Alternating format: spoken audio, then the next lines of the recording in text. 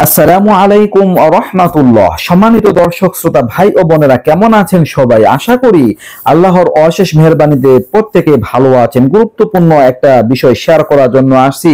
এই দোয়াটা যদি পাঠ করেন, জান্নাতে যাওয়া আপনার কেউ ঠেকাতে পারবে না ইনশাআল্লাহ। এই দোয়াটা যদি আপনি জীবনে একবার হলেও পড়বেন, যদি পড়তে পারেন, তাহলে একদিন না একদিন জান্নাতে প্রবেশ করবেনই। আপনাকে 10 দুনিয়ার সমান জান্নাত দেওয়া হবে। সুবহানাল্লাহ, সুবহানাল্লাহ। নারী পুরুষ নিজ নিজ জায়গা থেকে ইখলাসের সাথে এই দোয়াটা বেশি বেশি পাঠ করার চেষ্টা করবেন। এই দোয়াটার এত ফজিলত, কেউ যদি জীবনে একবার ইখলাসের সহিত পড়ে থাকে, তাহলে সে জান্নাতে যাবেই, একদিন একদিন জান্নাতে যাবে, কেউ ঠেকাতে পারবে না। আল্লাহ শত বছর পরে হোক, হাজার বছর পরে হোক, আল্লাহ তাআলা তাকে জান্নাত দিবেন, আর ওই জান্নাতটা হবে 10টা পৃথিবী সম পরিমাণ।